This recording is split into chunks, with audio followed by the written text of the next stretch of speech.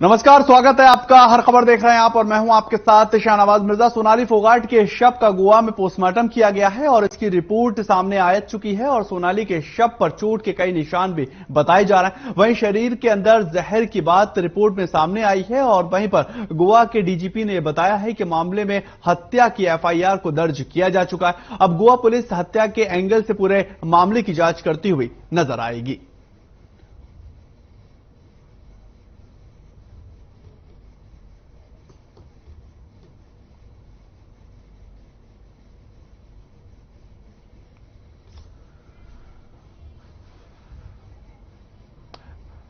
ये हिसार की आपको घटना दरअसल सोनाली फोगाट से जुड़ी बता रहे हैं। डीजीपी का एक बड़ा बयान आया। उन्होंने कहा कि पोस्टमार्टम रिपोर्ट आने के बाद मामला दर्ज कर लिया गया है और मामला दर्ज जो हुआ है वो 302 की धारा के तहत इस पूरे मामले को दर्ज किया गया है और मामला दर्ज करने के बाद अब पुलिस जो है वो एक क्राइम के एंगल से और हत्या के एंगल से इस पूरे मामले को देखती हुई नजर आ रही, क्योंकि इससे पहले भी परिवार वाले लगातार आरोप लगा रहे थे कि मामले की सीबीआई जांच होनी चाहिए और मामले को लेकर हत्या के हिसाब से देखना चाहिए। इसमें पीए सुधीर और सुखविंदर के खिलाफ एफआईआर दर्ज की गई और उसी को लेकर पुलिस जो है कार्रवाई की मांग भी करती हुई नजर आ रही।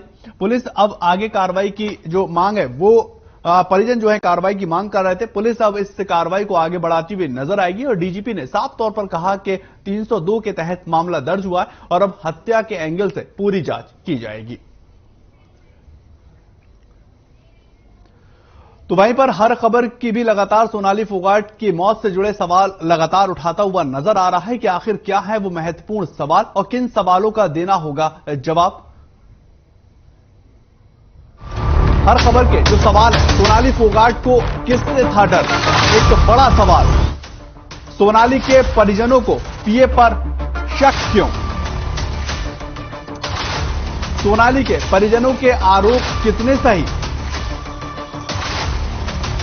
क्या सुधीर ने सोनाली का ब्रेन वॉश किया? ये हर खबर के सवाल है। सोनाली फोगाट से मौत से जुड़े हुए परिजनों को गोवा पुलिस पर विश्वास क्यों नहीं? क्या सोनाली के परिजनों को मिलेगा इंसाफ? सोनाली के फार्म हाउस से किसने की है चोरी? ये बड़ा सवाल। क्या सबूत मिटाने के लिए लैपटॉप और मोबाइल की हुई चोरी? सीबीआई जांच से हो सुलझेगी मौत की मिस्ट्री? ये हर खबर के आपको बताएं, ये बड़े सवाल हैं। सीबीआई जांच की परिवार वाले भी लगातार मांग करते हुए नजर आ रहे हैं और सोनाली फोगाट को लेकर अब कई बड़े सवाल दरअसल बनते हुए नजर आ रहे हैं कि आखिर सोनाली फोगाट की जो मौत हुई है उसको लेकर जो एफआईआर दर्ज की गई है उसमें जो नामों को शामिल बताया जा रहा है, क्या उसको लेकर अब परिवारजन संतुष्ट होता हुआ नजर आएगा? आगे बढ़ेंगे, बात करेंगे भारतीय जनता पार्टी की नेत्री सोनाली फोगाट की मृत्यु पर गृह मंत्री अनिल विज की भी प्रतिक्रिया निकलकर सामने आ चुकी है। उन्होंने कहा है कि परिवार संगीन आरोप भी लगा रहा है तो सच सामने आना ही चाहिए। उन्होंने आगे कहा कि गोवा सरकार को इसकी जांच करानी चाहिए और आम आदमी पार्टी पर कटाक्ष करते हुए कहा कि आम आदमी पार्टी का तो यह हाल है कि आंगन न जाड़े नाच न जाने आंगन टेढ़ा।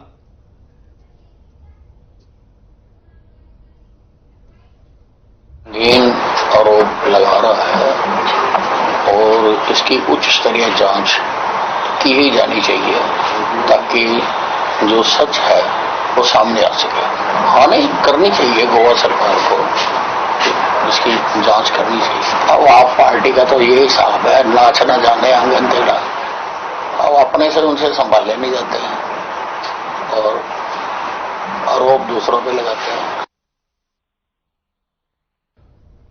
कुरुक्षेत्र के अंदर कांग्रेस के वरिष्ठ नेता पूर्व मंत्री अशोक अरोड़ा ने सोनाली फोगाट की मौत पर दुख व्यक्त करते हुए कहा कि एक अच्छी कलाकार की दुखद मौत हो गई है और उन्होंने कहा कि सोनाली फोगाट के परिजन जो आरोप लगा रहे हैं उसकी भी जांच होनी चाहिए और ये मामला काफी ज्यादा गंभीर बनता हुआ नजर आ रहा है और इस पूरे मामले पर जांच जो है वो उच्च न्यायालय के सिटिंग जज से कराई जानी चाहिए ताकि इस पूरे मामले को लेकर पर्दे के पीछे रहकर जो लोग काम करते हुए नजर आ रहे हैं उनके चेहरे उजागर होने चाहिए। पूर्व मंत्री ने यह भी कहा कि इस पूरे मामले पर बड़े षड्यंत्र की बू आती हुई नजर आ रही है और एक विधायक तक इस पे आरोप लग रहा है। यदि इस पूरे मामले की निष्पक्ष से जांच होती है तो सच जरूर निकलकर सामने आएगा।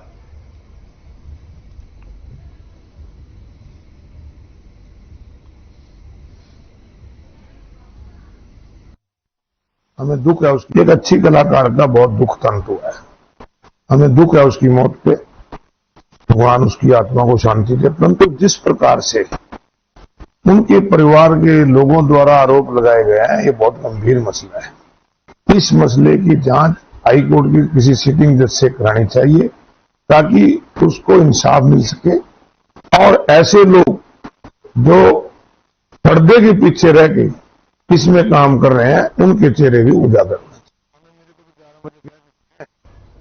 तो वहीं पर प्रदेश के परिवहन मंत्री ने अमृता अस्पताल के बारे में कहा कि इस हॉस्पिटल से पूरे देश और पूरे प्रदेश के लोगों को काफी ज्यादा फायदा मिलता हुआ नजर आएगा और प्रदेश के अंदर नई बसों को लेकर उन्होंने कहा कि 6 महीने के अंदर करीब 2000 नए बसों को शामिल किया जाएगा। सोनाली फोगाट के निधन पर भी परिवार की तरफ से इंसाफ की मांग के सवाल को लेकर परिवहन मंत्री ने कहा कि उनके जाने से सभी को बेपनाह दुख है और हम सभी उनके परिवार के साथ खड़े हुए हैं और उनके परिवार के लोग जो चाहते हैं सरकार के द्वारा वही कार्रवाई की जाए और कहा कि पोस्टमार्टम रिपोर्ट आने के बाद ही सच सामने आता नजर आएगा।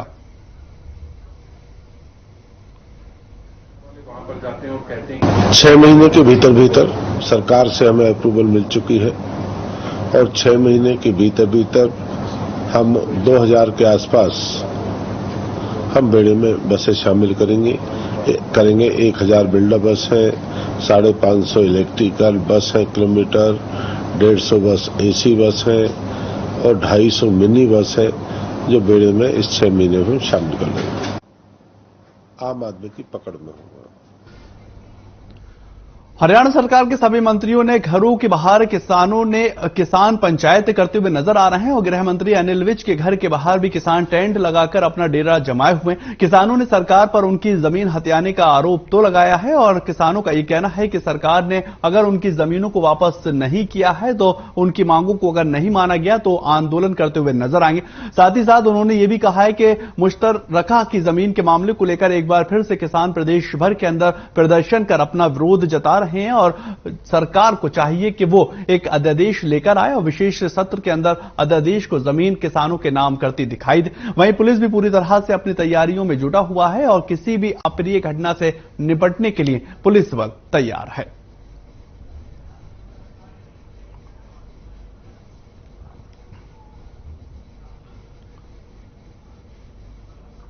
धरना देने का उसके लिए कोई ऐसी बात नहीं है।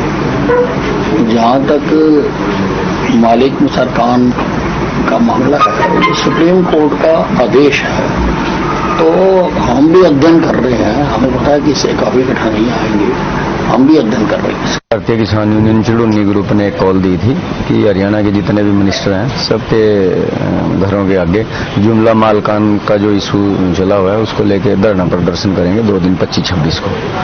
तो उस संबंध में बैठे हैं, शांतिपूर्ण ढंग से बैठे हैं। पुलिस के पुख्ता प्रबंध है, कानून व्यवस्था ठीक है। आज हमारा जो पंचायत रखी है हमने, जो हमारे हरियाणा में पंचायत की जमीनें बोल रहे जिनको जो मुश्तरका माल की जमीनें हैं, जुमला माल की जमीनों को पंचायत की बोल करके इंतकाल तोड़े जा रहे हैं और जमीन को हथियाने का काम किया जा रहा है। उसके लिए आज हमने ये पंचायत रखी है। हर एक मंत्री के घर पंचायत आज हरियाणा की।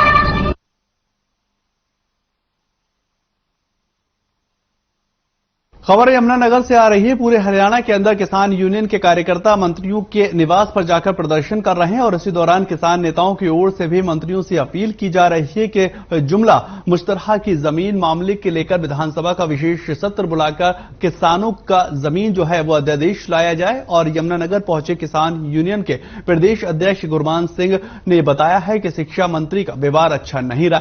जब पहले से ही हमारा कार्यक्रम दिया गया था तो उन्हें नहीं जाना चाहिए था और उन्होंने आगे ये भी कहा कि जैसा व्यवहार शिक्षा मंत्री हमारे साथ कर रहे हैं वैसा ही व्यवहार हम भी उनके साथ करते हुए नजर आएंगे। उन्होंने ये भी कहा कि पंचायत आई हुई थी और हम मुसीबत के वक्त में हैं, इस वक्त हमारा साथ देना चाहिए।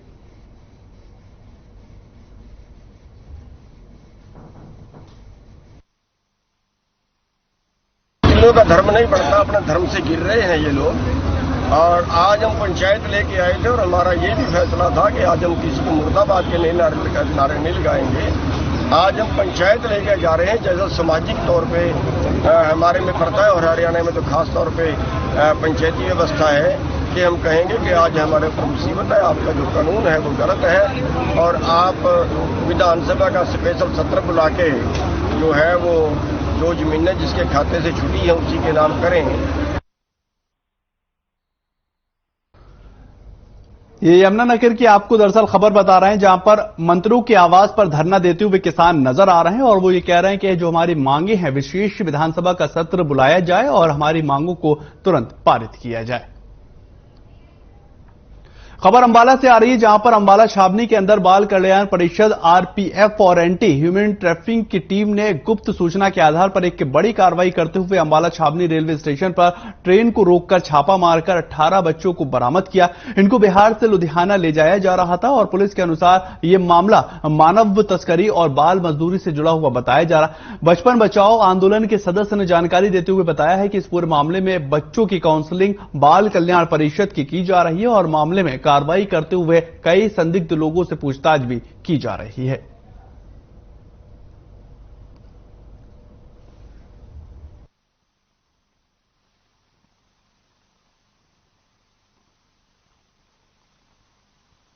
जो हो रहा है इस तरह से ट्रैफिकिंग रेल के द्वारा बच्चों को लेके जाया जा रहा है काम करने के लिए या दूसरे पर्पज के लिए, तो वहां की जीआरपी जो वहां के स्टेट की होती है वो तुरंत एफआईआर दर्ज करती है, इन जो ट्रैफिकर होते हैं उनको अरेस्ट करती है। लेकिन हरियाणा एकमात्र ऐसा राज्य है, ये दुख की बात है, सब चीज में आगे हैं, लेकिन यहाँ की जो जीआरपी है वो जीआरपी कुछ काम नहीं करती है। मेरा नाम जादविंदर सिंह है और मैं बचपन बचाओ आंदोलन से हूँ। मैं एज ए स्टेट कोऑर्डिनेटर काम कर रहा हूँ। जो बचपन बचाओ आंदोलन है जो हमारे जो इंडिया के नोबेल प्राइज विनर कैलाश सारथी जी हैं उनकी ऑर्गेनाइजेशन है। और आज हमें इंफॉर्मेशन मिली थी कि कटिहार से 18 से 20 बच्चों को ट्रैफिकिंग कर पंजाब के लुधियाना ले जाया जा रहा है, जहाँ पे उन्हें से फैक्ट्रियों में काम करवाया जाएगा। तो वहीं पर फरीदाबाद हार्डवेयर चौक की सड़क पर चलने वाले वाहन चालकों को ईंधन काफी खासी परेशानियों का सामना करना पड़ रहा है और फरीदाबाद हार्डवेयर चौक पर पिछले कई महीनों से सड़कें टूटी हुई पड़ी हुई। यहां के विधायक और मंत्री इस सड़क को दुरुस्त कराने का दावा तो करते हैं, लेकिन आज तक कई महीने बीत जाने के बावजूद भी सड़क के अंदर सुधार होता हुआ नजर नहीं आया। आपको दिखाएं कि जो सड़क है वो जर्जर हालत में बनी हुई है और हालत इतनी है कि लोग काफी ज्यादा परेशान। सड़क के ऊपर चलने वाले वाहन चालकों का भी कहना है कि इस सड़क पर वाहन चलाने में काफी परेशानियों का सामना करना पड़ता है और गाड़ी पलटने का डर लगातार बना रहता है। लगातार हादसे होते हुए नजर आते हैं और बरसात के टाइम में सड़क पर पानी भर जाता है, जिससे गड्ढों का पता ही नहीं चल पाता और गाड़ियां जो है वो लगातार पलटती हुई नजर आती हैं।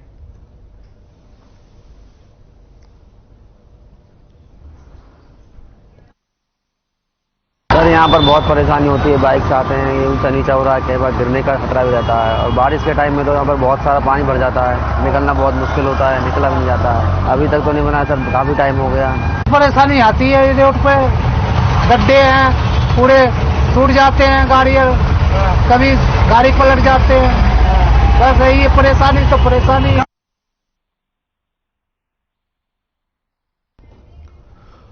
हरियाणा के भिवानी के छात्रों में सामाजिक गुण डालने और उनकी आदतों को सुधारने के उद्देश्य से लगातार प्रयास किया जा रहा है और इसमें 6 से 12 तक के छात्रों को अब नैतिक शिक्षा के गुण दिए जा रहे हैं। हरियाणा विद्यालय शिक्षा बोर्ड की चेयरमैन डॉक्टर जगबीर सिंह ने प्रेस वार्ता कर ये जानकारी दी है और ये बताया है कि नैतिक शिक्षा के अंदर छात्रों को गीता के 18 अध्याय पढ़ने को मिलते नजर आएंगे। अध्याय के साथ साथ महात्मा बुद्ध, स्वामी विवेकानंद और पारंपरिक सांस्कृतिक मूल्यों और पूर्व राष्ट्रपति एपीजे अब्दुल कलाम और पूर्व प्रधानमंत्री अटल बिहारी वाजपेयी के बारे में भी बच्चों को जानने का मौका मिलेगा। परीक्षा के समय इस विषय से 10 नंबर के जो हैं वो सवाल पूछे जाएंगे और इससे जो हमारे बच्चे हैं वो भी नैतिक शिक्षा की तरफ रुझान करते नजर आएंगे। शिक्षा बोर्ड ने जो 9वीं से 12वीं की नैतिक शिक्षा की पुस्तकें छपवा करके रखी हुई थी, माननीय ज्ञानानंद जी के मार्गदर्शन में एक कमेटी का गठन किया गया और उन्होंने कमेटी का जिसका सदस्य बोर्ड चेयरमैन को बनाया गया, उसमें हमने जो अनुशंसा दी थी उसको सरकार के द्वारा मान्यता दे दी गई है कि नैतिक शिक्षा की पुस्तकें हिंदी या संस्कृत अध्यापकों के द्वारा पढ़ाई जाएंगी और प्रत्येक कक्षा में 10 अंकों का पर्सन उस नैतिक शिक्षा की पुस्तकों में से 9वीं से 12वीं तक पूछे जाएंगे। कार्यों से लोहा लिया। नई पुस्तकों में राष्ट्रीय स्वाधीनता आंदोलन। उधर सोनीपत के अंदर इन दोनों कुल्हाड़ी गैंग का आतंक लगातार देखने को मिल रहा है और कुल्हाड़ी गैंग के बदमाश लगातार वारदातों को अंजाम देते हुए नजर आ रहे हैं और सोनीपत पुलिस को ठेंगा दिखाते दिखाई दे रहे हैं। दिन दहाड़े एक बार फिर से कुल्हाड़ी गैंग ने पेट्रोल पंप को अपना निशाना बनाया। हालांकि इस बार कुल्हाड़ी गैंग के बदमाशों को खाली हाथ लौटना पड़ा है, लेकिन इन बदमाशों को पंप कर्मी और लोगों को पीछा करते हुए देखा जा सकता है। सीसीटीवी कैमरे में ये तमाम तस्वीरें कैद हो चुकी हैं और कुल्हाड़ी गैंग लगातार वारदातों को अंजाम देता हुआ नजर आ रहा है, लेकिन पुलिस इससे गैंग के ऊपर लगाम लगाने में नाकामयाब साबित हो रही है।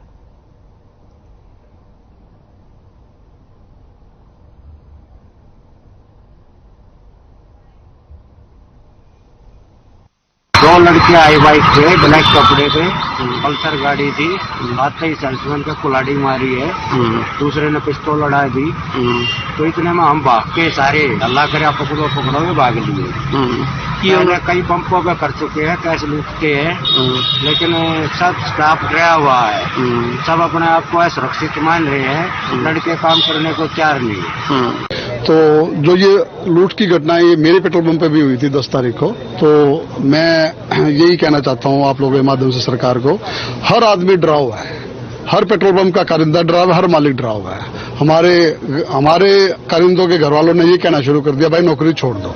अगर सरकार हमें यही माहौल नहीं दे सकती तो फिर हम काम करके क्या फायदा है, हम कोई और काम कर लेते हैं, छोड़ देते हैं पेट्रोल पंप का बिजनेस। तो सरकार को सोचना पड़ेगा, अगर इस तरह भयमुक्त माहौल अगर हमें नहीं दिया गया तो यहाँ पे हरियाणा में सरकार बड़ी बड़ी मारुति जैसी कंपनी लाने की सोच रही है। तो इतनी बड़ी कंपनी सरकार लाएगी और हमारे जैसे छोटे व्यापारियों को सुरक्षा नहीं मिल रही तो बड़े आदमी कैसे काम करेंगे। आज इसी संदर्भ में सोनीपत पेट्रोल पंप एसोसिएशन की एक मीटिंग बुलाई गई है।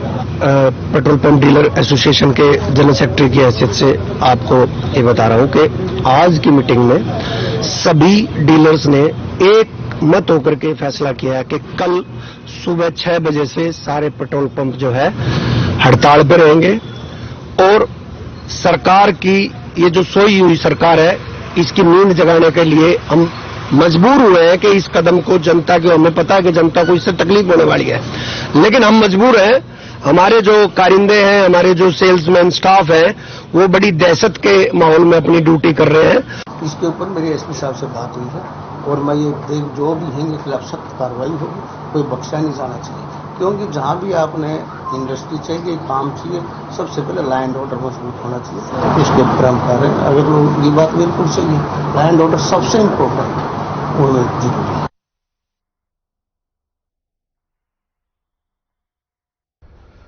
प्रदेश के किसान जुमला मुश्तरका जमीन मामले को लेकर प्रदेश भर के अंदर प्रदर्शन कर अपना विरोध जताते हुए नजर आ रहे हैं और हरियाणा सरकार के सभी मंत्रियों के घरों के बाहर धरना प्रदर्शन करते हुए भी दिखाई दिए। किसान पंचायत कर रहे हैं और सभी मंत्रियों से मांग करते हुए नजर आ रहे हैं कि इस पूरे मामले को लेकर विधानसभा का विशेष सत्र बुलाकर किसानों के नाम जमीन करने का अध्यादेश लाया जाए और अंबाला छावनी के अंदर भी किसान हरियाणा के गृह एवं स्वास्थ्य मंत्री अनिल विज के घर के बाहर टेंट लगाकर धरने पर बैठे हुए नजर आए। किसानों ने कहा कि नेताओं का कहना है कि भारतीय किसान यूनियन से आह्वान पर ये महापंचायत हरियाणा के सभी 90 विधानसभाओं में करते नजर आ रहे हैं। मंत्रियों के घरों के बाहर ये किसान पंचायत करने का मकसद ये है कि मंत्री उनकी आवाज को विधानसभा में उठाएं और जुमला मुश्तरका जमीन मामले को लेकर विधानसभा के विशेष सत्र बुलाकर किसानों को उनकी जमीन वापस की जाए।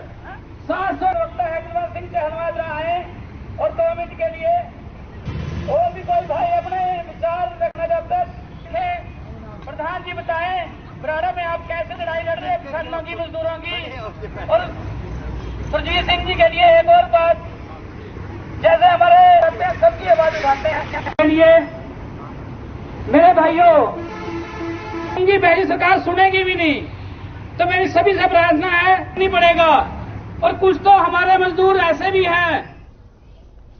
खबर अब रेवाड़ी से आ रही है, जहां पर ठेकेदार की लापरवाही की वजह से मजदूर की जान चली गई और ये जान जो है वो काफी ज्यादा परिवार को भारी पड़ती हुई नजर आ रही। रामपुर गांव का रहने वाला एक मृतक काला, जिसका निर्माण कार्य के दौरान करंट लगने से मौत हो गई है और परिजनों ने आरोप ये लगाया है कि बार बार कहने के बावजूद भी उसको वो तमाम सुविधाएं नहीं दी गई। ठेकेदार ने सुरक्षा का प्रबंध नहीं किया और इसकी वजह से मजदूर की जान गई है और अगर ऐसी ही लापरवाही आगे भी करती रहे तो हादसे जो है वो होते नजर आते रहेंगे।